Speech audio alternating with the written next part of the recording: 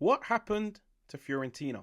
Fiorentina, a club that last season was flirting with European football, and now they can't even flirt with a win. They keep messaging win, but they keep getting blue ticks. They keep getting left on red. A team collapsing so hard that even Edin Dzeko, yes, the 37-year-old veteran they signed in the summer, he went to the media and told them, we're playing like shit. And honestly, he's not wrong. This season has been a storm of tactical confusion, disastrous signings, leadership vanishing into thin air, and a midfield so soft, you could spread it on toast. Let's break down the complete fall of Fiorentina, from European dreams to a Serie B nightmare. Mamma mia! Fiorentina's 2025-2026 campaign hasn't just been disappointing. Let's just say it's been catastrophic. Winless in the first 13 games, the worst start in the club's history. And the stat that sends shivers down every Viola's spine, no team in Serie A history that has failed to win any of their first 13 games has survived relegation. Ever. Right now, Fiorentina is sitting in the relegation zone like a man stuck in quicksand, sinking slowly, helplessly, while everyone watches in horror.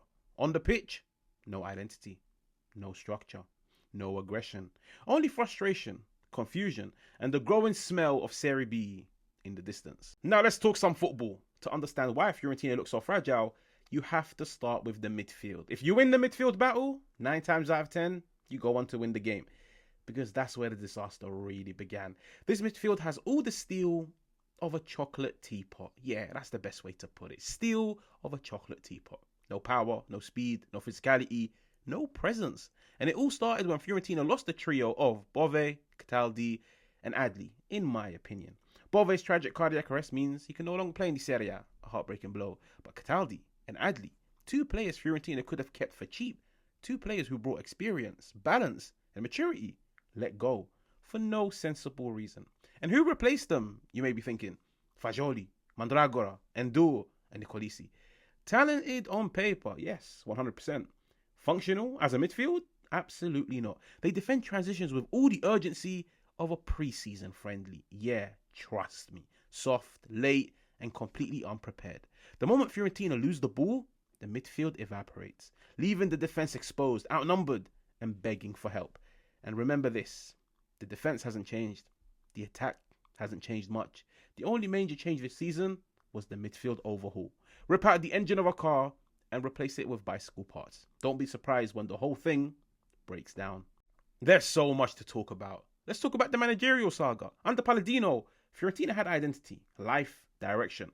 Let's just say he was more of a developer, a manager who took young players and elevated them. And nobody benefited more than star man Moise Ken.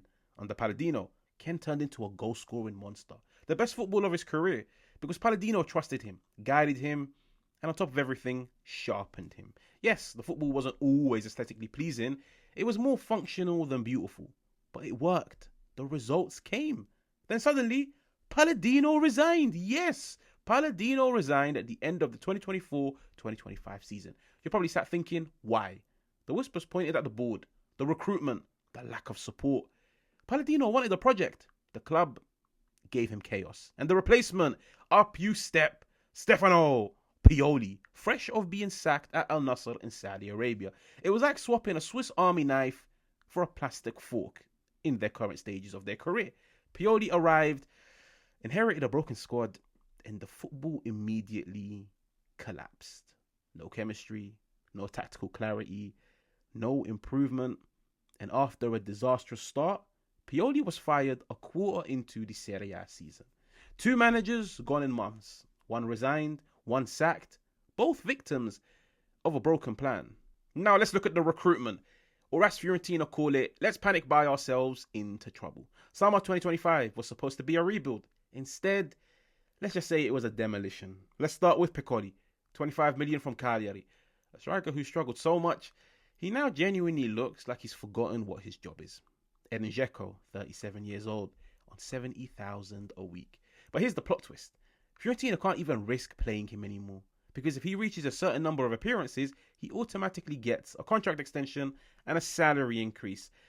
So you're paying 70k minimum to a 37-year-old? It doesn't make sense. And when you combine these signings with the loss of Cataldi and Adli, plus an unbalanced midfield, you get the chaos we're seeing today in the Serie A. And above all this mess sits Rocco Commisso, somewhere very far from Florence, far from the crisis, and very far from responsibility. Once loud, now silent. Once hands-on, now invisible. A club reflects its owner, you see. And Fiorentina right now reflects confusion, neglect, and drift. Now let's talk sporting director. Daniele Prade, the architect of this broken squad. Resigned. It was very symbolic. He knew the rebuild failed. He knew the squad had no balance. He knew the project collapsed. And he walked away before the building fell on top of him. So what happens now? Can Fiorentina survive? Can the midfield be fixed? Can Ken rediscover his spark? Will the new manager find a miracle, let's just say? Right now, the club stands at a crossroads. One path leads to revival. The other path, straight to Serie B. If leadership doesn't wake up, if the players don't step up, the purple giant may fall harder than anyone has ever imagined. Now, what do you think? Can Fiorentina turn this mess around? Can the January transfer window save them? Or is relegation becoming a reality? Let me know in the comments. And don't forget to like and subscribe.